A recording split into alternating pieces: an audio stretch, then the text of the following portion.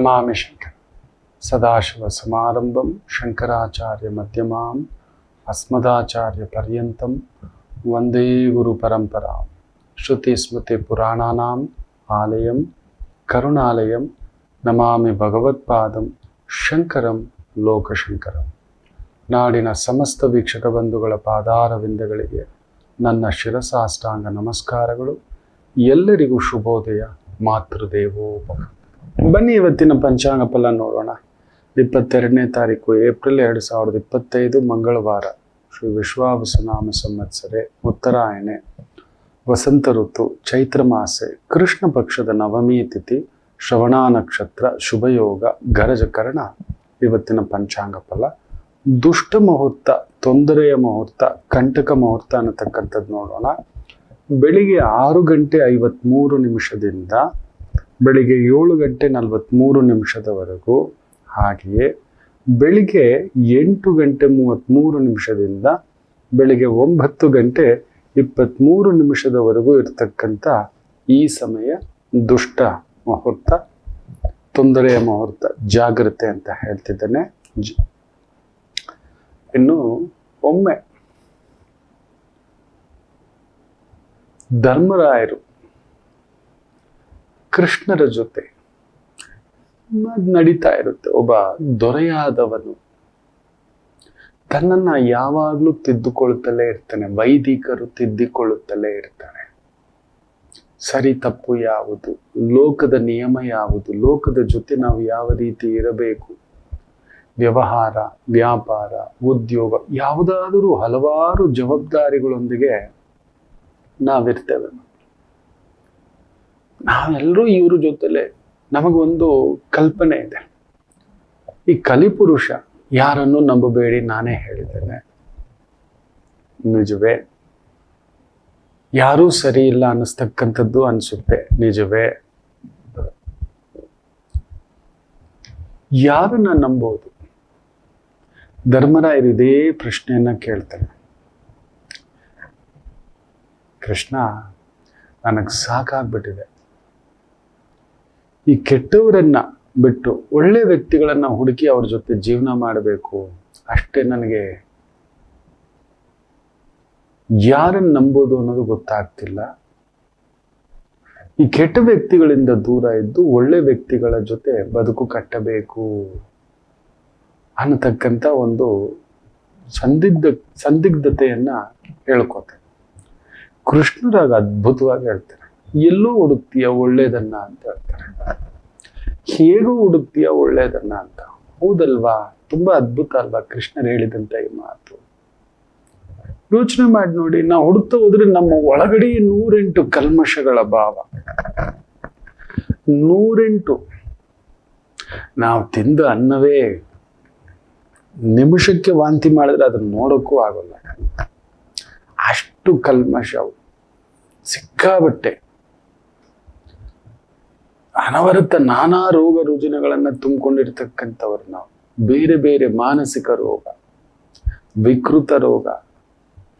ಎಲ್ಲಿ ಶುದ್ಧಿ ಅಂತ ಹುಡುಕುವುದು? ಎಲ್ಲಿ ಅಂತ ಹುಡುಕ್ತೀಯ ಧರ್ಮ ನೀನು ಅಂದ್ರೆ ಧರ್ಮರಾಯರ ಹತ್ರ ಉತ್ತರ ಇಲ್ಲ. ಹೌದು, ಜನ ಹೇಳೋದೇನಂದ್ರೆ ಸಾಮಾನ್ಯವಾಗಿ ಕೃಷ್ಣ ಒಳ್ಳೆಯವರನ್ನ ಹುಡುಕಿ ಜೊತೆಲಿ ಇದ್ಬಿಡು, ಕೆಟ್ಟವರಿಂದ ದೂರ ಇದ್ಬಿಡು ಅಂತ ಹೇಳ್ತಾರೆ. ಅದನ್ನೇ ಇನ್ಮೇಲೆ ಅಳವಡಿಸ್ಕೋಬೇಕು ಅಂತ ಅನ್ಕೊಂಡಿದ್ದೇನೆ. ಅಂದ್ರೆ ಯಾರಲ್ಲಿ ನೀನು ಯಾರನ್ನು ಒಳ್ಳೆಯವರು ಅಂತ ಹುಡುಕ್ತೀಯ ನೀನು ಅಂತಾನೆ. ಉತ್ತರ ಇಲ್ಲ ಧರ್ಮರಾಯನ ಹತ್ರ. ಆಗ ಕೃಷ್ಣರು ತುಂಬಾ ಅದ್ಭುತವಾಗಿ ಹೇಳ್ತಾರೆ. ಎಂತ ಮಾತು ಅಂದ್ರೆ, ಪ್ರತಿಯೊಬ್ಬ ವ್ಯಕ್ತಿಯಲ್ಲಿಯೂ ನೋಡು ಧರ್ಮ, ಪ್ರತಿಯೊಬ್ಬ ವ್ಯಕ್ತಿಯಲ್ಲಿಯೂ ಒಂದು ಒಳ್ಳೆತನ ಇರುತ್ತೆ. ಅದನ್ನ ಹುಡುಕಿ ತಗೋ. ಅವನಲ್ಲಿರೋ ಕೆಟ್ಟದ್ದು ಬೇಡ. ಅವನಿಂದ ಏನೋ ಒಂದು ಮಾರ್ಗದರ್ಶನ ಮಾಡತಕ್ಕಂಥ ಒಂದು ವಿದ್ಯೆ ಇರುತ್ತೆ, ಒಂದು ಸಮಾಧಾನ ಇರುತ್ತೆ, ಒಂದು ಚೈತನ್ಯ ಇರುತ್ತೆ, ಒಂದು ಬದುಕಿರುತ್ತೆ. ಅದರ ಜೊತೆಲಿ ಹೆಜ್ಜೆ ಹಾಕು. ಅದನ್ನ ತಗೋ. ಅವನೊಬ್ಬ ಕುಡುಕ, ನೀನೇನಕ್ಕೆ ತಗೋತೀಯ? ಅವನೊಬ್ಬ ಜೂಜುಕೋರ, ಯಾಕೆ ತಗೋತೀಯ? ಅವನೊಬ್ಬ ಲಂಪಟ, ಏನಕ್ಕೆ ಅದು ಬೇಕು ನಿನಗೆ? ನಿನಗೆ ಬೇಕಿಲ್ವಲ್ಲ. ಪ್ರತಿಯೊಬ್ಬರಲ್ಲಿಯೂ ಒಳ್ಳೆಯದು ಕೆಟ್ಟದ್ದು ಎರಡೂ ಇರುತ್ತೆ. ಒಳ್ಳೆ ವ್ಯಕ್ತಿ ಕೆಟ್ಟ ವ್ಯಕ್ತಿ ಅನ್ನೋದು ಇಬ್ಬರಿಲ್ಲ. ಇಬ್ಬರು ಇಲ್ಲವೇ ಇಲ್ಲ. ಅವನಲ್ಲಿ ಕೆಟ್ಟದ್ದು ಸಿಕ್ಕಾಬಟ್ಟೆ ವಿಜೃಂಭಿಸ್ಬಿಟ್ಟಿದೆ. ಈಗ ನಮ್ಮ ಮನೆತನದಲ್ಲಿ ಯಾರು ಕುಡಿಯಲ್ಲ, ಇವನು ಕುಡಿತಾನೆ, ಅದು ಕೆಟ್ಟದೆ ನಮಗ್ ನೋಡಿದ್ರೆ ಇದೇನೋ ಇವನು ಬೆಳ್ಳಂಬೆಳಗ್ಗೆ ಕುಡ್ಕೊಂಡು ಕುತ್ಕೋತಾನಲ್ವೇನೋ ಇವನು, ಇದು ಏನೋ ಇದು ಅನ್ನಿಸ್ತಕ್ಕಂಥದ್ದು ಅನ್ಸುತ್ತೆ. ಆದರೆ ಅವನಿಗೊಂದು ಬೇರೆ ಏನೋ ಒಂದು ವಿಶೇಷವಾದಂತ ಒಂದು ವ್ಯಕ್ತಿತ್ವ ಇರುತ್ತೆ. ಏನೋ ಒಂದು ಪ್ರತಿಯೊಬ್ಬರಲ್ಲೂ ಒಂದು ಒಳ್ಳೇದಿದೆ, ಒಳ್ಳೆ ಗುಣಗಳಿದ್ದಾವೆ. ಅಡಿಗೆ ಮಾಡೋದಿರ್ಬೋದು, ಇರಬಹುದು ನನ್ನ ಧರ್ಮಪತ್ನಿ ಸ್ವಲ್ಪ ಮಾತಾಡೋಕ್ ಬರೋಲ್ಲ, ಅನುಬಂಧ ಅನುರಾಗ ಬರೋಲ್ಲ, ಅಡಿಗೆ ಮಾಡಿ ಬಡಿಸೋದ್ರಲ್ಲಿ ಅನ್ನ ಬಿಡೋದ್ರಲ್ಲಿ ಆಕೆ ಅನ್ನಪೂರ್ಣೇಶ್ವರಿ. ಅದನ್ನ ನೋಡ್ಬೇಕು. ಹಬ್ಬ ಅನ್ನ ಇಡ್ತಾಳಪ್ಪ, ಎಲ್ಲಿಂದ ಬಂದಪ್ಪ ಈ ತಾಯಿ ಜೀವ, ಈ 3 ಗಂಟು ಏನು ನಾನು ಮಾಡಿದ್ದೀನಿ ಆಕೆಗೆ, ಏನು ಇಷ್ಟು ಮುಚ್ಚಟೆ, ಇಷ್ಟು ಪ್ರೀತಿ, ಅದಿಡಿ ಇದಿಡಿ, ಅದು ಮಾಡಿ ಇದು ಮಾಡಿ. ಹೌದು, ತುಂಬಾ ಓದ್ಕೊಳ್ಳದೆ ಇರ್ಬೋದು, ಸಂಸ್ಕಾರ ಇದೆಯಲ್ಲ. ಮನೆ ಮುಂದುಗಡೆ ಬೆಳಗ್ಗೆ ಎದ್ದ ತಕ್ಷಣ 5-5:30 ಸ್ನಾನ, ಯೋಗ, ಧ್ಯಾನ ಎಲ್ಲ ಆಗಿ 6:15-6:30 ಸೂರ್ಯೋದಯಕ್ಕೆ ಮೊದಲು ರಂಗೋಲಿ. ಹಬ್ಬ ಆ ಒಳ್ಳೇದನ್ನ ನಾವು ಗಮನಿಸ್ತಲೇ ಇಲ್ಲ, ಗಮನಿಸ್ತಿಲ್ಲ. ಬೇರೆ ಇನ್ನೊಂದೇನೋ ಹುಡುಕೋದು. ನಮ್ಮ ಮನಸ್ಸೇನು ಗೊತ್ತಾ, ಕೆಟ್ಟದ್ದನ್ನೇ ಹುಡುಕೋದು. ಕೆಟ್ಟವಳು ಬಿಟ್ಬಿಡೋಣ, ಇವನ್ ಕೆಟ್ಟವನ್ ಬಿಟ್ಬಿಡೋಣ. ಯಾರಲ್ಲಿ ಕೆಟ್ಟದ್ದಿಲ್ಲ ಧರ್ಮ ಅಂತಾನೆ ಯೋಚನೆ ಮಾಡಿ ನೋಡಿ. ಅಂತ ನಾವು ಬೆಳೆ ತೆಗೆಯೋ ಬೆಳೆಗೂ ಕೂಡ ಒಂದು ಗೊಬ್ಬರ ಹಾಕ್ತೇವೆ. ಹೌದ್ರಾ? ಆ ಗೊಬ್ಬರ ಏನು ಅಂತ ಗೊತ್ತಿದೆ ಅಲ್ವಾ? ಅಲ್ಲಿಂದಲೇ ತಾನೇ ಬೆಳೆಯೋದು. ಯೋಚನೆ ಮಾಡಿ ನೋಡಿ. ಅದರಲ್ಲಿ ಬೆಳೆದ ಸಸಿ ಗಿಡವಾಗಿ, ಮರವಾಗಿ, ಹೆಮ್ಮರವಾಗಿ ಫಲವನ್ನು ಕೊಡುತ್ತೆ. ಅದನ್ನು ಪ್ರೀತಿಯಿಂದ ತಗೋತೇವೆ. ಇದೆ ಕೆಸರಿನಲ್ಲೇ ಕಮಲ ಅರಳೋದಲ್ವೇನೋ? ಹಾಗಾದ್ರೆ ಕೆಸರಲ್ಲಿ ಇದೆ ಅಂತ ಬಿಟ್ಬಿಡ್ತೀಯಾ? ಕೆಟ್ಟದನ್ನ ಬಿಟ್ಬಿಡ್ತೀನಿ ಅಂದ್ರೆ ಕೆಸರಿಂದಲೂ ಕೂಡ ಬಂದ್ಬಿಡ್ಬೇಕಷ್ಟೇ ನಾವು. ಯಾರಲ್ಲಿ ತಪ್ಪೆಲ್ಲ ಹುಡುಕುತ್ತಿ, ಎಷ್ಟು ಜನಗಳತ್ತ ನೀನ್ ದೂರ ಮಾಡ್ಕೋತಾ ಹೋಗ್ತೀಯ ಅಂದ್ರೆ ನೀನು ನಿನ್ನನ್ನೇ ದೂರ ಮಾಡ್ಕೋಬೇಕು ಅಂತಾನೆ ಅದರ ಅರ್ಥ. ನಾವು ನಮ್ಮಿಂದಲೇ ದೂರ ಹೋಗ್ಬೇಕು. ನಮ್ಮಲ್ಲೂ ಕೂಡ 108 ಅಲ್ಲ, 1008, 1,08 ದುರ್ಗುಣಗಳಿರತಕ್ಕಂಥ ಭಾವ. ಆದರೆ ಪ್ರತಿ ವ್ಯಕ್ತಿಯಲ್ಲೂ, ಈಗ ಬಾಳೆಹಣ್ಣೆ ತಗೊಳ್ಳೋಣ, ಸಿಪೆ ಮೇಲೆ ಕಾಲಿಟ್ರೆ ಪರಮಶಿವ, ಬುರುಡೆ ಬಿಸ್ನೀರೆ, ಮೂತಿ ಮುಖ ಪಂಚರೆ. ಆದ್ರೆ ಅದೇ ಹಣ್ಣು, ಬಾಳೆಹಣ್ಣು ಹೊಟ್ಟೆ ತುಂಬಿಸುತ್ತಾ? ಪ್ರತಿಯೊಂದರಲ್ಲೂ ಒಂದು ನೆಗೆಟಿವ್ ಇದೆ. ಅತಿಯಾದರೆ ಅಮೃತವೂ ವಿಷವೇ. ಅತಿಯಾದರೆ ಅಮೃತ ತಗೊಂಡ್ರು ಆ ಗೆಳೆತನ ಇರಬಹುದು, ಆ ವಿಶ್ವಾಸ ಇರಬಹುದು. ಪ್ರತಿ ಎಂಪ್ಲಾಯಿ ಅವನನ್ನ ತಪ್ಪು ಹುಡುಕ್ತಾ ಕೂತ್ಕೊಂಡ್ರೆ ನಾವು ಕೆಲ್ಸಕ್ಕೆ ಇಟ್ಕೊಳಕ್ಕಾಗಲ್ಲ. ನಿಜವೇ. ಆದ್ರೆ ಅವನಲ್ಲಿ ಒಂದು ಒಳ್ಳೆ ಕ್ರಿಯೇಟಿವಿಟಿಯ ಬೇರೆ ಏನಾದ್ರೂ ಒಂದು ಗುಣಗಳಿರುತ್ತೆ. ಪ್ರತಿ ವಿದ್ಯಾರ್ಥಿಯಲ್ಲೂ ಇರ್ತಾನೆ ಒಬ್ಬ ದಡ್ಡ ಇರ್ತಾನೆ, ಆದ್ರೆ ಪೇಂಟಿಂಗ್ ನಲ್ಲಿ ಮಾಸ್ಟರ್ ಇರ್ತಾನೆ, ಸ್ಪೋರ್ಟ್ಸ್ ಅಲ್ಲಿ ಸೂಪರ್ ಸ್ಟಾರ್ ಆಗಿರ್ತಾನೆ, ಚಿತ್ರಕಲೆಯಲ್ಲಿ ಅವನನ್ನ ಮೀರಿಸಿದಂತ ಒಂದು ಚಿತ್ರಕಾರ ಇರೋಲ್ಲ. ಹಾಡು ಹಾಡೋದ್ರಲ್ಲಿರ್ಬೋದು, ಹಾಡು ಬರೆಯೋದ್ರಲ್ಲಿರ್ಬೋದು. ಎಲ್ಲಿಂದ ಹುಡುಕ್ತೀಯೋ, ಎಲ್ಲಿಂದ ಈ ತಪ್ಪುಗಳನ್ನ ಹುಡ್ಕೊಂಡು ಹೋಗ್ತೀಯಾ? ನಿನ್ನಲ್ಲಿಯೇ 1008 ದೋಷ ಇಟ್ಟುಕೊಂಡು ನಾನು ಕೆಟ್ಟವ್ರನ್ನೆಲ್ಲ ದೂರ ಮಾಡ್ಕೊತಾ ಹೋಗ್ತೀನಿ ಅಂದ್ರೆ ಲೋಕದಲ್ಲಿ ನಾವು ಕೂಡ ನಿಂತ್ಕೊಳ್ಳಕ್ ಆಗೋದಿಲ್ಲ. ಪರದೇಶಿಯಾಗಿ ಎಲ್ಲ ಬಿಟ್ಟು ಯಾವುದೋ ಕಾಡಲ್ಲಿ ಹೋಗಿ ಸೇರ್ಕೋಬೇಕಷ್ಟೆ. ಅಪಭ್ರಂಶ ಮಾತು, ಏನೋ ಒಂದು ಮಾತಾಡ್ಬಿಡ್ತೇವೆ, ಸಿಟ್ಟಿಗೆದ್ದು ಬಿಟ್ಟೆ, ತಪ್ಪೇ ಅಲ್ವಾ? ಏನೋ ಒಂದು ಹಲವಾರು ಲೋಪಗಳಿರುತ್ತೆ. ಲೋಪದ ಕಡೆ ನೋಡಬಾರದು. ಒಂದು ನಾಣ್ಯಕ್ಕೆ 2 ಮುಖ ಇರುತ್ತೆ. ಇವತ್ತು ಡೈವರ್ಸ್ಗಳಾಗಲಿಕ್ಕೆ ಕಾರಣ, ಹತ್ಯೆಗಳಾಗಲಿಕ್ಕೆ ಕಾರಣ, ದೂರ ಆಗಲಿಕ್ಕೆ ಕಾರಣ ಮನುಷ್ಯನಲ್ಲಿರತಕ್ಕಂಥ ವಿಕಾರವನ್ನೇ ಹುಡುಕತಕ್ಕಂಥದ್ದು. ಅವಳು ಸರಿ ಇಲ್ಲ, ಅವನು ಸರಿ ಇಲ್ಲ, ನನಗೆ ಹೀಗೆ ಇರಬೇಕಿತ್ತು. ನೋಡಿ, ಒಳ್ಳೆಯವರ ಹತ್ರ ಸಿರಿವಂತಿಕೆ ಇರಲ್ಲ, ಸಿರಿವಂತಿಕೆ ಇರೋರ ಹತ್ರ ಒಳ್ಳೆತನ ಇರಲ್ಲ. ನಿಮ್ಗೆ ಒಳ್ಳೆತನ ಬೇಕಾ, ಸಿರಿವಂತಿಕೆ ಬೇಕಾ? ಮೊನ್ನೆ ಕೂಡ ಒಂದು ಮಗುಗೆ ಮದುವೆ ವಿಚಾರದಲ್ಲಿ ನೀನು ಹುಡುಕ್ತಿರೋದು ಇದು, ಅದಿರಲ್ಲ, ಅದಿರೋನ ಹತ್ರ ಇದಿರಲ್ಲ. ಅದು ಇರ್ಬೇಕಲ್ಲ ಗುರುಗಳೇ, ಒಂದು ಕಾರು, ಒಂದು ಮನೆ, ಒಂದು ಬಂಗ್ಲೆ, ಒಂದು ಅಟ್ಲೀಸ್ಟ್ 1.5-2 ಲಕ್ಷ ಸಂಬಳ, ವಾರಕ್ಕೆ 20,000 ಖರ್ಚಿಗೆ ಒಂದಷ್ಟು ದುಡ್ಡು, ಅಷ್ಟೆಲ್ಲ ಕೊಡ್ಬೇಕಾದ್ರೆ ನಿನ್ನ ಹತ್ರ ಏನಿದೆ ಅಂತ ನೋಡ್ತಾನಲ್ವೇನೋ ತಾಯಿ, ಬರೀ ಇದನ್ನೇ ಹುಡುಕ್ತಿದ್ಯಲ್ಲಪ್ಪೋ ಅಂತ ಮಾತಿಲ್ಲ. ತುಂಬಾ ಮಕ್ಕಳು ಬರ್ತಾರೆ ಗುರುಗಳೇ, ನಮ್ಗೊಂದು ಒಳ್ಳೆ ಸಂಗಾತಿ ಸಿಗ್ತಾರೆ, ಒಳ್ಳೆ ನಮ್ಮನ್ನು ಪ್ರೀತಿಸೋನ್ ಸಿಕ್ಕಿದ್ರೆ ಸಾಕು. 20,000 ಸಂಬಳ ಬರಲಿ ಅನ್ನೋದನ್ನ ನಾನು ನೋಡಿದ್ದಾನೆ ಮಕ್ಕಳೇ, ನೀವು ನಂಬೋಲ್ಲ. ವಾರಕ್ಕೆ ಕಡಿಮೆ ಅಂದ್ರೂ 50 ಜನ ಆದ್ರೂ ಜಾತಕಗಳ ಪರಾಮರ್ಶೆ ಮಾಡೋವಾಗ ಇಂಥ ಮಾತು ಹೇಳಿರೋರ್ನ ನಾನು ನೋಡಿದೆ. ನಮ್ಮ ಮನೆಗೆ ಒಳ್ಳೆ ಸೊಸೆ ಬರ್ತಾಳ ಗುರುಗಳೇ, ನಮ್ಮ ಮಗನ ಚೆನ್ನಾಗಿ ನೋಡ್ಕೋತಾಳ ಗುರುಗಳೇ, ಒಳ್ಳೆ ಅಳಿಯ ಬರ್ತಾನ ಗುರುಗಳೇ, ನಮ್ಮ ಮಗಳಿಗೆ ಸ್ನೇಹಿತನಾಗಿ, ಬಂಧುವಾಗಿ, ಆತ್ಮ ಬಂಧುವಾಗಿ ಇರ್ತಾನೆ. ನಾವು ನೋಡ್ಕೋತೇವೆ, ನಾವೇ ಮನೆ ಕೊಡ್ತೇವೆ, ನಮ್ಗಿರೋ ಆಸ್ತಿ ಕೊಡ್ತೇವೆ, ನಮ್ದೇನೋ ಒಂದು ಪುಟ್ಟು ಗೂಡು ಮಾಡ್ಕೊಂಡಿದ್ದೇವೆ, ಏನೋ ಒಂದಷ್ಟು ಬಂಗಾರ ಇಟ್ಕೊಂಡಿದ್ದೇವೆ, ಏನೋ ಒಂದಷ್ಟು ಸೇವಿಂಗ್ಸ್ ಇಟ್ಟಿದ್ದೇವೆ. ನಮ್ಗೆ ಅವನ ಅಳಿಯ ಆಗಿರೋದು ಬೇಡ, ನಮಗೆ ಮಗನಾಗಿದ್ರೆ ಸಾಕು ಅನ್ನೋವಂಥ ಒಂದು ತುಂಬಾ ಪುಣ್ಯವಂತರನ್ನ ವಾರಕ್ಕೆ 50-60 ಜನ ಭೇಟಿ ಮಾಡ್ತಾರೆ ಅಂತ ಕೇಸುಗಳನ್ನು. ಅದೇ ರೀತಿ ಈ 50-60 ಕೇಸುಗಳನ್ನು ಭೇಟಿ ಮಾಡ್ತೀನಿ. ಎಲ್ಲ ನನಗಿದೇ ಬೇಕು, ಇದಿರೋರ ಹತ್ರ ಇದಿಲ್ಲ, ಇದಿರೋರ ಹತ್ರ ಇದಿಲ್ಲ, ಎಲ್ಲರಿಗೂ ಹುಡ್ಕೊಂಡು ಹೋಗ್ತಾರೆ. You have to compromise, you have to compromise. ಧರ್ಮನಿಗೆ ಏನು ಹೇಳಿದ್ರು ಕೃಷ್ಣರು, ನಾವು ಇದನ್ನು ಅಳವಡಿಸ್ಕೊಬಿಟ್ರೆ ಈ ಕಲಿಯುಗದಲ್ಲಿ ಈ ಡೈವರ್ಸ್ಗಳಾಗಲ್ಲ, ಹತ್ಯೆಗಳಾಗಲ್ಲ, ಆತ್ಮಹತ್ಯೆಗಳಾಗಲ್ಲ, ಡಿಪ್ರೆಷನ್ಗೆ ಜಾರೋಲ್ಲ. ಪ್ರತಿಯೊಂದರಲ್ಲೂ ನಾವು ಹುಡುಕೋದು ನೆಗೆಟಿವ್, ಒಳ್ಳೇದು ಹುಡುಕೋದೇ ಇಲ್ಲ. ಹಾಗಾದ್ರೆ ಎಷ್ಟು ಹೆಂಡತಿಯರನ್ನ ಬಿಡಬೇಕಾಗುತ್ತೆ ಯೋಚನೆ ಮಾಡಿ. ಗಂಡಂದನ್ನು ಬಿಡಬೇಕಾಗುತ್ತೆ, ಸ್ನೇಹಿತರನ್ನ, ಕೆಲಸಗಳನ್ನ, ಕಂಪನಿಗಳನ್ನ, ಹೋಟೆಲ್ಸ್ ಅನ್ನ, ಎಲ್ಲೋದ್ರೂ ಒಂದಿರುತ್ತೆ. ಯಾರೂ ಪರಿಪೂರ್ಣದಲ್ಲ, ಯಾರೂ ಅರೆ ನಾನೇ ಶುದ್ಧವಾಗಿ ಹುಟ್ಟಿಲ್ಲ ಗೊತ್ತಾ? ನನ್ನ ತಂದೆ ತಾಯಿ ಶುದ್ಧವಾಗಿದ್ದಿದ್ದರೆ ನಾನೆಲ್ಲಿ ಸೃಷ್ಟಿಯಾಗಿರುತ್ತಿದ್ದೆ ಈ ಲೋಕದ ಮೇಲೆ? ಎಲ್ಲಿಂದ ಬಂದೆ? ನಾನು ಮಲಮೂತ್ರಗಳ ವಿಸರ್ಜನೆ ಆಗುವ ಜಾಗದಿಂದಲೇ ಅಲ್ವಾ ಬಂದಿರೋದು. ನಾನೇನು ಆಕಾಶದಿಂದ ಹಿಂಗೆ ಇಳಿದು ಬಿಟ್ನಾ? ಇಲ್ಲವಲ್ಲ, ಸತ್ಯ ತಾನೆ. ಅಷ್ಟೇ ಮಕ್ಕಳೇ, ನಾನು ಒಳ್ಳೆಯವರನ್ನೇ ಹುಡುಕ್ತೇನೆ ಅಂದ್ರೆ ನಿಮಗೆ ಸಿಗುವುದಿಲ್ಲ. ನಿಮ್ಮ ಕಣ್ಣಿಗೆ ಪೊರೆ ಬಂದ್ಬಿಟ್ಟಿದೆ, ಧರ್ಮರಾಯನಿಗೆ ಪೊರೆ ಬಂದಾಗೆ ನಿಮಗೂ ಪೊರೆ ಬಂದ್ಬಿಟ್ಟಿದೆ. ಹೌದು, ಕೃಷ್ಣ ಅದನ್ನೇ ಹೇಳೋದು. ಆ ರೀತಿ ಕೃಷ್ಣ ಹುಡುಕ್ತಾ ಕುತ್ಕೊಂಡಿದ್ರೆ ಪಾಂಡವರ ಜೊತೆಲೇ ಇರ್ತಿರ್ಲಿಲ್ಲ. ಪಾಂಡವರಲ್ಲಿದ್ದಂತ ಧರ್ಮ ಬುದ್ಧಿಯನ್ನ ನೋಡಿದ. ಇತ್ತು ಲೋಪದೋಷಗಳು. ಏನ್ ದ್ರೌಪದಿ ಒಬ್ಬಳೇ ಹೆಂಡತಿ ಅನ್ಕೊಂಡಿದ್ದೀರಾ ನಿಮಗೆ? ಎಲ್ಲಾರ್ಗೂ ಎಲ್ಲ ಇತ್ತು, ಬೇರೆ ಬೇರೆಯೂ ಇತ್ತು. ಮುಖ್ಯ ಮಹಾರಾಣಿ ಆಕೆ, ಮುಖ್ಯ ಪ್ರಬಂಧಕ, ನೆನಪಿಟ್ಕೊಳ್ಳಿ. ಆಕೆಯನ್ನ ಮಾಡಿಟ್ಟಿದ್ದೇವೆ, ಆಕೆಗೆ ಮೊದಲ ಸ್ಥಾನ ಅನ್ನತಕ್ಕಂಥದ್ದು. ಸೊ ಇವತ್ತಿಂದ ಬರೆದಿಟ್ಕೊಳ್ಳಿ ಮಕ್ಕಳೇ. ಒಳ್ಳೆಯವ್ರನ್ನೇ ಹುಡುಕ್ತಾ ಹೋಗ್ತೇವೆ. ಇಲ್ಲ, ಎಂತ ಒಳ್ಳೆ ಅಕ್ಕಿ ಬಂದ್ರು ಅದರಲ್ಲಿ ಒಂದು ಕಲ್ಲುಗಳಿರುತ್ತೆ, ಆ 4 ಕಲ್ಲುಗಳಿಗೋಸ್ಕರ ಅಕ್ಕಿನ ಬಿಸಾಕ್ಬಿಡೋಣವಾ? ಕೆಲವೊಂದು ಸಮಯ ಏನ್ ಮಾಡೋಣ, ರೇಷನ್ ಅಕ್ಕಿ ಅರ್ಧ ಕಲ್ಲಿದೆ, ತೆಗಿಯೋಣ. ರೇಷನ್ ಅಕ್ಕಿಯಲ್ಲೂ ಅರ್ಧ ಇದೆ. ನಮ್ಮ ಯೋಗ ಅಷ್ಟೇ. ರೇಷನ್ ಅಕ್ಕಿ ತುಂಬಾ ಜನಕ್ಕೆ ಗೊತ್ತಿಲ್ಲ.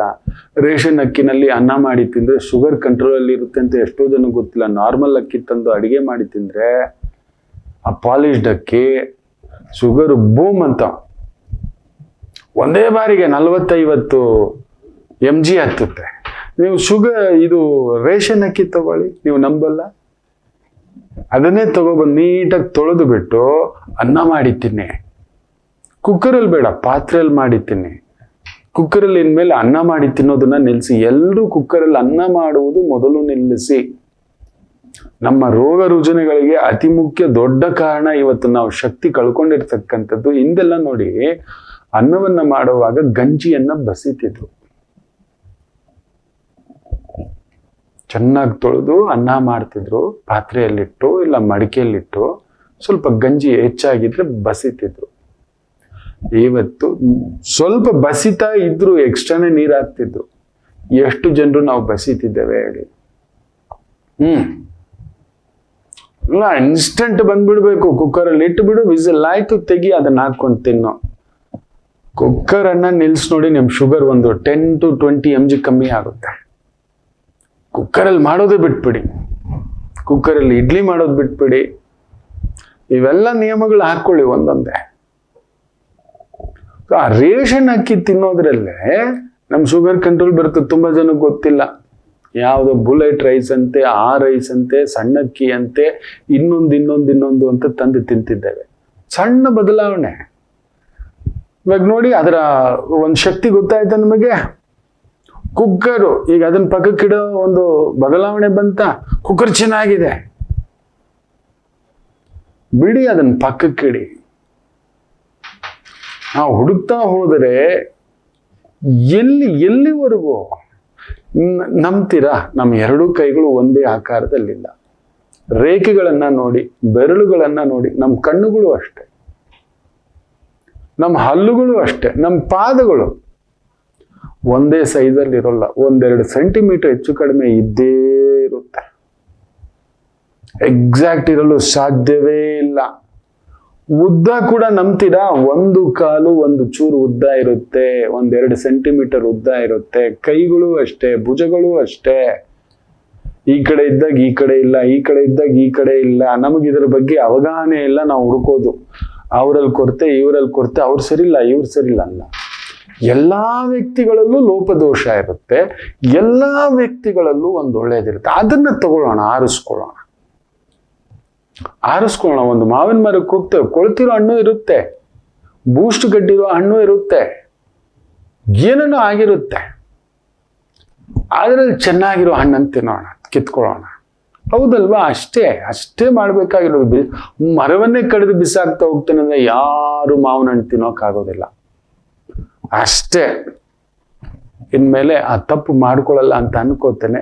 ಒಳ್ಳೇದಾಗ್ಲಿ. ಮತ್ತಷ್ಟು ಮಾತುಕತೆ ಮುಂದುವರಿಸೋಣ. ಮಾತೃದೇವೋ ಭವ. ನಮಾಮಿ ಶಂಕರ. ನನ್ನ ಪ್ರೀತಿಯ ಆಧ್ಯಾತ್ಮಿಕ ಬಂಧುಗಳೇ, ಪ್ರತಿಯೊಬ್ಬರ ಜೀವನದಲ್ಲೊಂದು ಕೆಲವೊಂದು ಪ್ರಶ್ನೆಗಳಿರುತ್ತೆ. ಉತ್ತರವಿಲ್ಲದ ಪ್ರಶ್ನೆಗಳಿಲ್ಲ. ಅಂಥದ್ದೊಂದು ಸಮಸ್ಯೆ ಇದೆಯಾ? ಜ್ಯೋತಿಷ್ಯ ಮುಖೇನ ಹಾಗೂ ಆಧ್ಯಾತ್ಮಿಕ ಮುಖೇನ ನಿಮ್ಮ ಪ್ರಶ್ನೆಗಳಿಗೊಂದು ಪುಟ್ಟ ಸಮಾಧಾನ. ಈ ಕೂಡಲೇ ಕೆಳಗಿನ ಸಂಖ್ಯೆಗೆ ಕರೆ ಮಾಡಿ, ಇಲ್ಲವೇ ವಾಟ್ಸಪ್ ಮಾಡಿ, ಹಾಗೂ ನಮ್ಮ ನಮಾಮಿ ಶಂಕರ ಯೂಟ್ಯೂಬ್ ಚಾನೆಲ್ ಮುಖಾಂತರವೂ ಕೂಡ ಸರಳ ಪರಿಹಾರವನ್ನು ತಾವು ವೀಕ್ಷಿಸಿ ಹಾಗೂ ಪಡೆಯಬಹುದು. ನಮಾಮಿ ಶಂಕರ. ನಮಾಮಿ ಶಂಕರ. ಈ ಒಂದು ವಿಶೇಷವಾಗಿರತಕ್ಕಂಥ ಚಿತ್ರವನ್ನ ನಿಮ್ಮ ಮನೆಯಲ್ಲಿ ನಾರ್ತ್ ಈಸ್ಟ್ ಇಲ್ಲ ಆ ಒಂದು ನಾರ್ತ್ ಈಸ್ಟ್ ಕಾರ್ನರ್ನಲ್ಲಿ ನಾರ್ತ್ ಆಗಲಿ ಇಲ್ಲ ಈಸ್ಟ್ ಅಲ್ಲಾಗಲಿ ಇಟ್ಟರೆ ಮನೆಯಲ್ಲಿ ಶಾಂತಿ ನೆಲೆಸುತ್ತದೆ. ತುಂಬಾ ಜನ ಹೇಳೋದನ್ನ ನಾನು ಕೇಳಿದ್ದೇನೆ, ನೋಡ್ತಿರ್ತೇನಲ್ವಾ. ಕಡಿಮೆ ಎಂದರು ಒಂದು ದಿನಕ್ಕೆ 20-25 ಜನರ ಜೊತೆ ಸಂವಾದ, ಜಾತಕಗಳ ಸಂವಾದ, ಫೋನ್ಗಳ ಸಂವಾದ, ಫೋನ್ ಮೂಲಕ ಜಾತಕ, ಬೇರೆ ಬೇರೆ ಕಾರ್ಯಕ್ರಮಗಳ ಮೂಲಕ ಭೇಟಿಯಾಗತಕ್ಕಂಥ ಒಂದು ಸಂವಾದ. ಗುರುಗಳೇ, ನೆಮ್ಮದಿನೇ ಇಲ್ಲ ಗುರುಗಳೇ, ಶಾಂತಿನೇ ಇಲ್ಲ ಗುರುಗಳೇ, ಏನೋ ದುಗುಡ ಗುರುಗಳೇ. ಎಲ್ಲ ಇದೆ, ತಕ್ಕ ಮಟ್ಟಿಗೆ ಭಗವಂತ ಎಲ್ಲ ಕೊಟ್ಟಿದ್ದಾನೆ. ಇಲ್ಲ ಅನ್ನತಕ್ಕಂಥ ಒಂದು ಹುಡುಕಾಟ. ನಮ್ಮ ಒಳಗಡೆ ಇರೋ ಶಾಂತಿಯನ್ನ ಬಿಟ್ಟು ಊರಲ್ಲೆಲ್ಲ ಹುಡುಕಾಡ್ತಿರ್ತೀವಿ. ಕಲಿಪ್ರಭಾವ, ಕಲಿಯುಗ ಆ ಒಂದು ಪ್ರಭಾವದಿಂದ ಈ ರೀತಿ ಆಗತಕ್ಕಂಥದ್ದು. ಏನ್ ಮಾಡ್ತೀರಿ? ಕಲಿಪುರುಷ ಎಲ್ಲೋ ಹುಡ್ಕೊಂಡು ಹೋಗೋದು, ಯಾವುದೋ ಬೆಟ್ಟ, ಯಾವುದೋ ಗುಡ್ಡ. ಅದು ನೋಡ್ಬೇಕು. ನಮ್ಮ ಆಫೀಸ್ ಹತ್ರ ಸೆಕ್ಯೂರಿಟಿಗಳಿದೆ. ಅವರು ಬೆಳ್ಳಂಬೆಳಿಗ್ಗೆ 3 ಗಂಟೆಗೆ ನಂದಿ ಬೆಟ್ಟಕ್ಕೆ ಹೋಗ್ಬಿಟ್ಟಿದ್ದಾರೆ. ದೂರದ ನೇಪಾಳಿ ಅವರು, ಗಂಡ ಹೆಂಡತಿ, ಭಾನುವಾರ ರಜಾ, ಬೆಳಿಗ್ಗೆ ಅಡಿಗೆ ಮಾಡ್ಕೊಂಡು ಟಿಫನ್ ಮಾಡ್ಕೊಂಡು ಅವ್ರಿಗೆ ಗೊತ್ತಿಲ್ಲ ನಂದಿ ಬಗ್ಗೆ, ಹೋಗ್ಬಿಟ್ಟಿದ್ದಾರೆ. ಹೋಗ್ಬಿಟ್ಟು ಸುತ್ತ ಹಾಕೊಂಡು ಬಂದ್ರು. ಸಂಜೆ ಹೀಗೆ ಮಾತು, ಹೇಗಿದ್ದೀರಿ? ಎಲ್ಲೋ ಹೋಗಿ ಬಂದಾಗಿದ್ದೀರಿ ಅಂತ. ಅಯ್ಯ, ನಂದಿ ಹಿಲ್ಸ್ ಅಂತ ಹೇಳಿದ್ರು, ಅಲ್ಲಿಗೆ ಹೋಗಿದ್ದೀವಿ ಅಂತ. ಹೌದಾ? ಚಂದ ಆಯ್ತಲ್ಲ ಅಂತ. ಅಯ್ಯ, ನಮ್ಮೂರಲ್ಲಿರೋ ಬೆಟ್ಟ ಗುಡ್ಡಗಳು ಅದು ಇದು ಆನಂದಕ್ಕಿಂತಲೇ ಇದೇನೋ ಜನ ಬೆಟ್ಟ ಗುಡ್ಡ, ನಂದಿ ನೋಡ್ಲಿಲ್ಲ ಅಂದ್ರೆ ಅಂದಿಗಿಂತ ಕಡೆ ಅಂತಿದ್ರು. ಅದಕ್ಕೆ ಹೋಗಿದ್ವಿ. ಅಲ್ಲಿ ಏನೂ ಇಲ್ಲ ಭಯ, ಬರೀ ಜನ ತುಂಬ್ಕೊಂಡವ್ರೆ. ಏನೋ ಅದೃಷ್ಟಕ್ಕೆ ನಾವು ಬೇಗ ಹೋಗಿದ್ವಿ, ನಮ್ಗೆ ಅರ್ಥನೇ ಆಗ್ಲಿಲ್ಲ. ಸೂರ್ಯೋದಯ ಅಂತೂ ನೋಡಿದ್ವಿ. ನಮ್ಮೂರಲ್ಲಿ ಯಾವಾಗ್ಲೂ ನೋಡೋದೆ. ನಮ್ಮೂರಲ್ಲಿ ಇದಕ್ಕಿಂತ ಚಂದ ಇದೆ, ಇದಕ್ಕಿಂತ 1000 ಪಟ್ಟು ಆನಂದ ಇದೆ. ಪಕ್ಷಿಗಳು ಇನ್ನೊಂದು ಈ ಪಾಟಿ ಕಲರವ ಈ ಪಾಟಿ ಸದ್ದು ಮಾಡಿಕೊಂಡು ಬಾಟ್ಲು ಗೇಟ್ಲು ಹಿಡ್ಕೊಂಡು ಅರ್ಧಂಬರ್ಧ ಬಟ್ಟೆ ಹಾಕ್ಕೊಂಡು ಏನೇನೋ ಮಾಡ್ಕೊಂಡು ಬರೋ ಜನಗಳನ್ನ ನೋಡಿ ನಮಗೆ ಆಶ್ಚರ್ಯ ಆಯ್ತು ಅಂದ್ರು. ನಿಜವೇ ನೋಡಿ, ಇಲ್ಲದಿದ್ದನ್ನ ಅಲ್ಲಿ ಹುಡ್ಕೊಂಡು ಹೋಗ್ತಾವ್ರೆ ನಂದಿ ಅಂತ ಹೇಳ್ಬಿಟ್ಟು. ಅಲ್ಲಿ ಯಾರೋ ಬಂದು ಇನ್ನೊಂದು ಡೇರಾ ಹಾಕೋಬಿಟ್ಟಿದ್ದಾನೆ ಪುಣ್ಯಾತ್ಮ 100 ಎಕರೆ ಅಂತ ಹೇಳ್ಬಿಟ್ಟು. ಇರ್ಲಿ, ಸುತ್ತಮುತ್ತ ಗ್ರಾಮಕ್ಕೆ ಬರೋಕೆ ಹೋಗೋಕೆ ಇನ್ನೊಂದು ಅಡ್ಡಿಗಳು, ಅದು ಎಲ್ಲಿಗೋ ಹೋಗಿ ತಲುಪಿಬಿಟ್ಟಿದೆ. ಕೇಳೋರು ಇರ್ಲಿಲ್ಲ. ಚಿಕ್ಕಬಳ್ಳಾಪುರ ಇತ್ತು, ಬೆಂಗಳೂರಲ್ಲಿ ನೀವು ನಂಬಲ್ಲ, ಚಿಕ್ಕಬಳ್ಳಾಪುರದ ಕಡೆ ತಲೆನೂ ಇಟ್ಟು ಮಲಗ್ತಿರ್ಲಿಲ್ಲ ಜನ. ಇವಾಗ ನೋಡ್ಬೇಕು, ಅಲ್ಲಿ ಅದೊಂದು ಬಿಸ್ನೆಸ್ ಹಬ್ ಮಾಡಿ ಇಟ್ಬಿಟ್ಟಿದ್ದಾರೆ. ಪುಣ್ಯಾತ್ಮ ಒಬ್ಬ ಬಂದುಬಿಟ್ಟು, ನೀವಲ್ಲಿ ಸೈಟ್ ಅಲ್ಲ, ಒಂದು 6 ಅಡಿಗೆ 3 ಅಡಿಗೆ ತಗೊಳಕ್ಕಾಗಲ್ಲ, ಆ ಥರ ಮಾಡಿ ಇಟ್ಬಿಟ್ಟಿದ್ದಾರೆ. ಎಕರೆ ನೀವು ನಂಬಲ್ಲ, 10 ಲಕ್ಷ 15 ಲಕ್ಷ ಇದ್ದಿದ್ದು ಇವತ್ತು 5 ಕೋಟಿ 10 ಕೋಟಿ ಅನ್ನೋ ಲೆಕ್ಕ. ಇನ್ನೊಂದು 3-4 ವರ್ಷ ಅದನ್ನ ಬರ್ಬಾದ್ ಮಾಡಾಕ್ ಬಿಡ್ತಾರೆ ಅದನ್ನ, ಏರಿಯಾನ. ಬೇರೆಯವ್ರು ಬಂದು ಸೇರ್ಕೊಂಡು ಇನ್ನೊಂದು ಅದು ಆನಂದವಾಗಿತ್ತು ಹೋಗ್ಲಿಕ್ಕೆ ಬರ್ಲಿಕ್ಕೆ. ನಂದಿ ನೋಡೋದೇ ಒಂದು ಆನಂದ, ಒಂಥರ ಸಮಾಧಾನ. ನೀವಿವತ್ತು ಭಾನುವಾರ ಬಂತು ಅಂದ್ರೆ ಆ ಕಡೆ ಹೋಗೋಕೆ ಆಗಲ್ಲ. ಬೈಕ್ಗಳು ತಗೊಂಡು ಎಲ್ಲ ಪೂರ್ತಿ ಎಲ್ಲ ಏನೇನೋ ಮಾಡಿ ಇಟ್ಟು ಬಿಟ್ಟಿದ್ದಾರೆ. ಇಲ್ಲದ ಶಾಂತಿಯನ್ನು ಇನ್ನೆಲ್ಲೋ ಹುಡುಕ್ಲಿಕ್ಕೆ ಹೋಗ್ತಿದ್ದಾರೆ. ಇಲ್ಲೇ ಇದೆ ಶಾಂತಿ ಅನ್ನೋದು ಗೊತ್ತಿಲ್ಲ. ಮನೇಲೇ ಇದೆ, ಮನೆಯವ್ರ ಜೊತೆಲೇ ಇದೆ, ಕುಟುಂಬದ ಜೊತೆಲೇ ಇದೆ. ಅಳತೆಗ್ ಮೀರಿ ಸಾಲ ಮಾಡಿದ್ರೆ, ಮೊನ್ನೆ ಒಬ್ಬರನ್ನ ಕೇಳಿದೆ, 1,30,000 ಸಾಲ ಕಟ್ಟಬೇಕು ತಿಂಗಳಿಗೆ. ಆನಂದ ಅಂದೆ, ಎಷ್ಟು ತಿಂಗಳು ಕಟ್ಟಬೇಕು ಗೊತ್ತಾ? 30 ವರ್ಷ ಸಾಲ ಕೊಟ್ಟು ಬಿಟ್ಟಿದೆ ಬ್ಯಾಂಕು. ಅಮ್ಮ ರಾಮಚಂದ್ರ, ಹೆಚ್ಚು ಕಡಿಮೆ ಲೆಕ್ಕ ಹಾಕೊಳ್ಳಿ, 360 ತಿಂಗಳು ಇಂಟು 1,30,000 ತಿಂಗಳಿಗೆ ಕಟ್ಟಿದರೆ ಎಷ್ಟಾಗುತ್ತದೆ? ಹೆಚ್ಚು ಕಡಿಮೆ 3,42,00,000 ಚಿಲ್ಲರೆ ಆಗುತ್ತೆ. ಇವ್ರು ತಗೊಂಡಿರೋ ಸಾಲ ಎಷ್ಟು ಗೊತ್ತಾ? 1,20,00,000 ಸಾಲ. ಗಂಡ ಹೆಂಡತಿ. ಇನ್ನು ಈಗ ಪುಟ್ಟ ಮಕ್ಕಳು ಅವರು ಆನಂದವಾಗಿ, ಈಗ ಒಂದು ಪುಟ್ಟ ಪಾಪು, ಏನ್ರು ಇದು ಅಂದ್ರೆ ಮನೆ ಬೇಕಲ್ವಾ ಅಂತ. ಸರಿ, ಅಷ್ಟು ಅದು ಟೋಟಲ್ ಮನೆ ಬಂದು 1,90,00,000. ಇವ್ರಿರೋ ಒಡವೆ ಅದು ಇದು ಡೌನ್ ಪೇಮೆಂಟ್ ಅಂತ ಕೊಟ್ಟಿದ್ದಾರೆ. ಇನ್ನೂ ಮನೆ 2028 ಹ್ಯಾಂಡ್ ಓವರ್ ಅಂತೆ. ಅವನು ಆಲ್ರೆಡಿ ಲೋನ್ ಸ್ಯಾಂಕ್ಷನ್ ಆಗಿ ಅವನು ತಗೋಬಿಟ್ಟಿದ್ದಾನೆ. ಇವ್ರು ನೋಡಿ ಲೋನ್ ಹೋಗ್ತಾ ಇದೆ. ಅದ್ರ ಮೇಲೆ ರಿಜಿಸ್ಟ್ರೇಷನ್ ಚಾರ್ಜಸ್ ಎಷ್ಟು, ಇಂಟೀರಿಯರ್ ಎಷ್ಟು, ಮೇಂಟೆನೆನ್ಸ್ ಖರ್ಚು ಎಷ್ಟು? ರಾಮಚಂದ್ರ 1,87,90,190. GST ಹಾಕೊಳ್ಳಿ, ಪ್ರಾಪರ್ಟಿ ಟ್ಯಾಕ್ಸ್ ಹಾಕೊಳ್ಳಿ, ಆ ಬ್ಯಾಂಕ್ ಲೋನ್ ಸ್ಯಾಂಕ್ಷನ್ ಮಾಡೋಕೆ ಪ್ರಾಸೆಸಿಂಗ್ ಫೀ ಅದು ಇದು ಅಂತ ಹಾಕೊಳ್ಳಿ. ಅದ್ರ ಮೇಲೆ ಇಂಟೀರಿಯರ್ ಕಡಿಮೆ ಅಂದ್ರೂ ಒಂದು 20-25 ಲಕ್ಷ ಆಗ್ಬಿಡುತ್ತೆ. ಬೇಕೇ ಬೇಕು. ಅವ್ನು ಬರೀ ಖಾಲಿ 4 ಗೋಡೆಗಳು ಕೊಡೋದಷ್ಟೇ ನಿಮಗೆ, ಏನು ಕೊಡಲ್ಲ. ಕಬೋರ್ಡ್ಗಳೆಲ್ಲ ಫಿಕ್ಸ್ ಮಾಡಿ ಕೊಡ್ತಾನೆ ಅನ್ಕೊಂಡಿದ್ದೀರಿ? ಅವೆಲ್ಲ ಆಗೋಲ್ಲ. ಒಂಥರ ನಾವು ಬೆಳಿಗ್ಗೆ ಎದ್ದ ತಕ್ಷಣ ಈ ಫೇಸೇ ನೋಡಬೇಕು. ಈಸ್ಟ್ ಫೇಸ್ ತಗೊಂಡ್ರೆ ಒಂದು ರೇಟು, ನಾರ್ತ್ ಫೇಸ್ ತಗೊಂಡ್ರೆ ಒಂದು rate, wall to wall connection ಇದ್ರೆ ಒಂದು ರೇಟು, ವಿತೌಟ್ ವಾಲ್ ಆದ್ರೆ ಒಂದು ರೇಟು, ಪೋರ್ಟಿಕೋ ಇದ್ರೆ ಒಂದು ರೇಟು, ಗಾರ್ಡನ್ ಇದ್ರೆ ಒಂದು ರೇಟು, ಏನೇನೋ ಅಡಿಷನಲ್ ಬರುತ್ತೆ. ಅಪ್ಪಡುಂದಿ ಕದ ಮುಸಲಮ್ಮ ಪಂಡಗ. ಅದು ಬಿಟ್ಟು ಇನ್ನು 30 ವರ್ಷ, ಈಗ 30 ವರ್ಷ ಅವರಿಗೆ, ಇನ್ನು 30 ವರ್ಷ ಸಾಲ. ಅಮ್ಮ ರಾಮಚಂದ್ರ, ಸೆಂಟ್ರಲ್ಲಿ ಇದು ನಡೀತಿರೋ ಈ ಅವಾಂತರಗಳು, ಯಾವ ಕಂಪನಿಗಳು ಎಲ್ಲೆಲ್ಲಿಂದ ಕೆಲಸದಿಂದ ತೆಗೆದು ಬಿಸಾಕ್ತಾರೆ ಗೊತ್ತಿಲ್ಲ. ಈ ಕಂದಮ್ಮಗಳು ಮಾಡಿಟ್ಕೊಬಿಟ್ಟಿದ್ದಾರೆ ನೋಡಿ. ಎಲ್ಲಿಂದ ಬರುತ್ತೆ ಶಾಂತಿ ನೆಮ್ಮದಿ? 30 ವರ್ಷ ಸಾಲ 30ನೇ ವಯಸ್ಸಿಗೆ. ಅದರ ಬದಲು ಅದೇ ಒಂದು 1,30,000 ಇನ್ನೊಂದು 50-60,000 ಹಾಕಿ ಒಂದು ಪುಟ್ಟದಾಗಿ ಸೇವಿಂಗ್ಸ್ಗೆ ಅನ್ನತಕ್ಕಂಥದ್ದು ಒಂದು ಹಲವಾರು ಒಳ್ಳೊಳ್ಳೆ ಸ್ಕೀಮ್ಸ್ ಇದೆ. ಒಂದು 60 ತಿಂಗಳು, 60 ತಿಂಗಳು beautiful you have a house.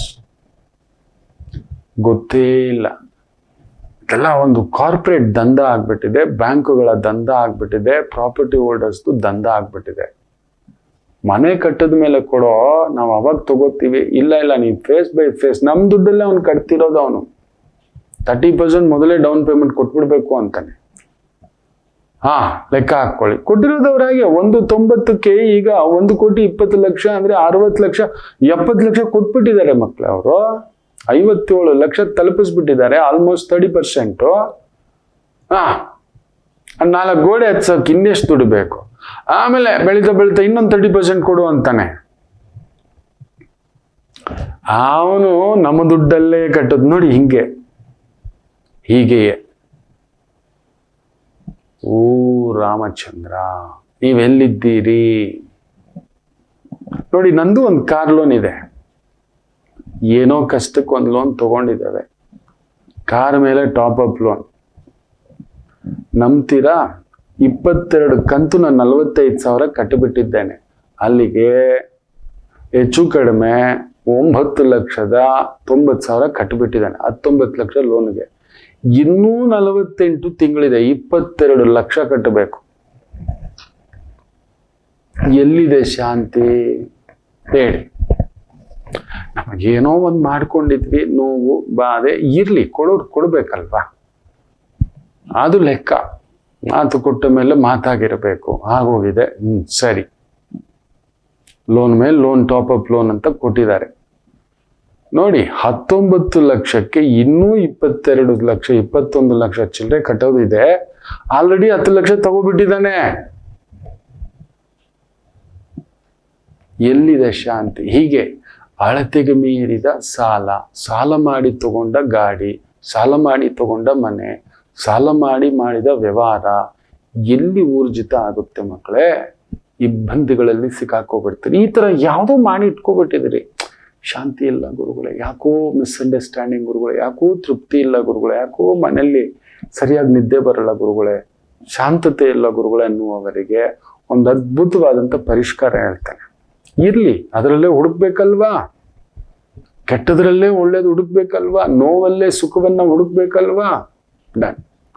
ನಿಮ್ಮ ಮನೆಯ ನಾರ್ತ್ ಈಸ್ಟ್ ಗೋಡೆಗೆ, ಅದು ಪೂರ್ವಕ್ಕಾದ್ರೂ ಸರಿ, ಆ ಕಾರ್ನರ್ ನಾರ್ತ್ ಈಸ್ಟ್ ಈಶಾನ್ಯ ಅಂತೇವಲ್ಲ ಅಲ್ಲಿ, ಇಲ್ಲ ಉತ್ತರದ ಗೋಡೆಗಾದ್ರೂ ಸರಿ, ಒಂದು ನಗುತ್ತಿರುವ ಒಂದು ಬುದ್ಧನ ಚಿತ್ರವನ್ನ ತಗೋಬಂದು ಮನೆಯಲ್ಲಿ ಅಲ್ಲೊಂದು ಹಾಕಿ, ಅಲ್ಲಾಕಿ ನೋಡಿ. ಅದೊಂದು ನೆಮ್ಮದಿ, ಅದೊಂದು ಸಮಾಧಾನ, ಒಂಥರ ಶಾಂತತೆ, ಒಂಥರ ರಿಲ್ಯಾಕ್ಸ್ ಅನ್ನಿಸ್ತಕ್ಕಂಥದ್ದು ಅನ್ಸುತ್ತೆ.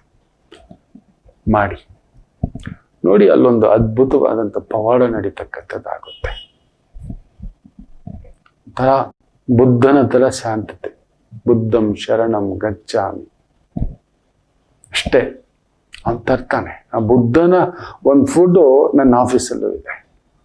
ಇದಕ್ಕೂ ಮೊದಲು ನೀವು ನೋಡಿರ್ತೀರಿ, ಬುದ್ಧನದ್ದೇ ಫೋಟೋ ಹಿಂದ್ಗಡೆ ಇರ್ತಾ ಇದ್ದಿತ್ತು.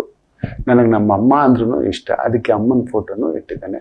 ಹನುಮ ಅಂದ್ರೂ ಇಷ್ಟ, ಹನುಮನ ವಿಗ್ರಹನು ತಂದಿಟ್ಟಿದ್ದಾನೆ. ರಾಮ ಎಷ್ಟಾದರೂ ದಾಶರಥಿ ಕರುಣಾಪಯೋನಿಧಿ.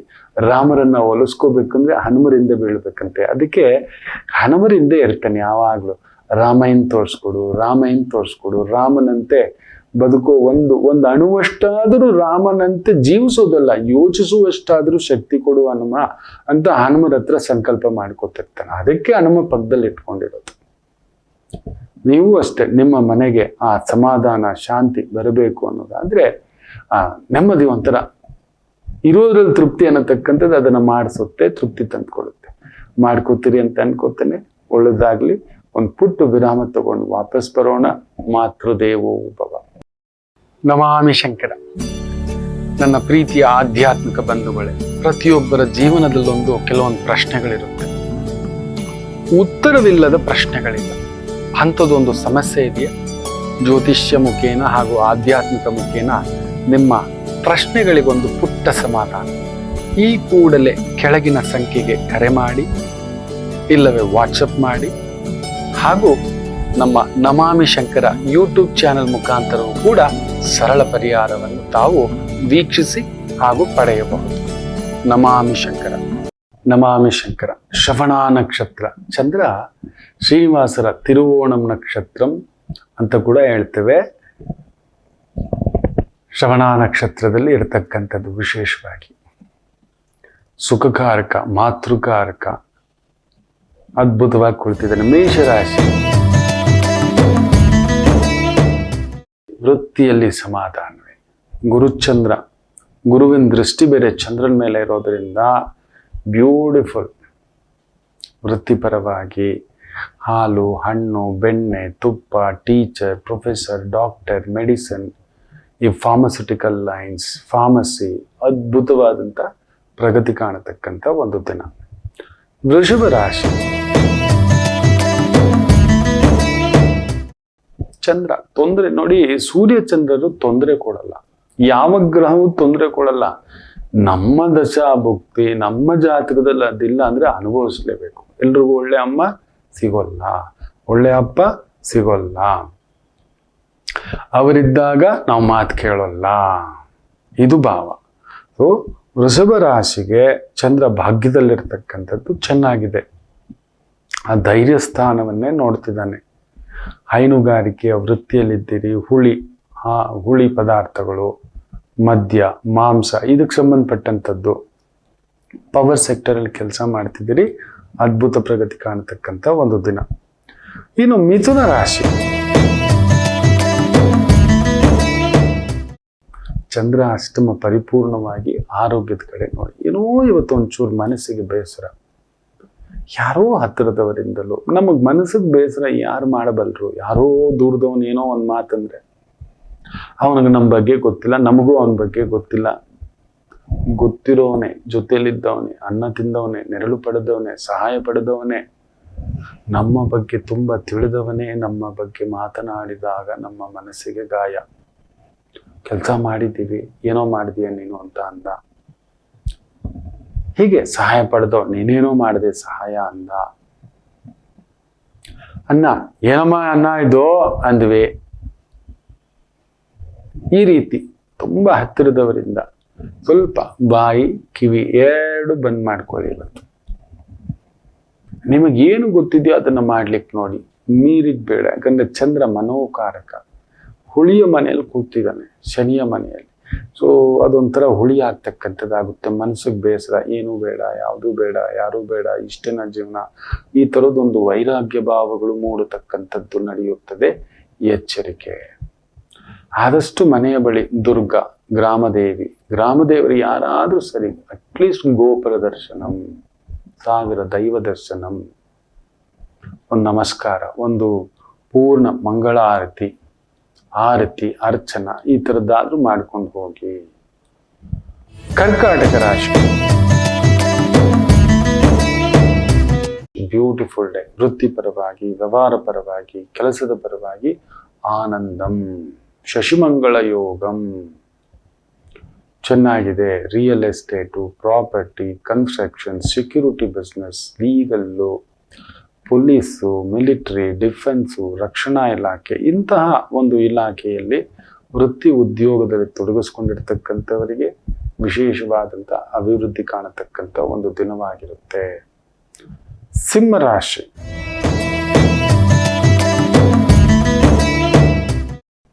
ಚಂದ್ರ ಷಷ್ಠದಲ್ಲಿದ್ದಾನೆ, ವ್ಯಯಾಧಿಪತಿ. ಏನು ತೊಂದರೆ ಏನಿಲ್ಲ, ಅಂಥ ಒಂದು ಖರ್ಚು ಒದ್ದಾಟೇನಿಲ್ಲ.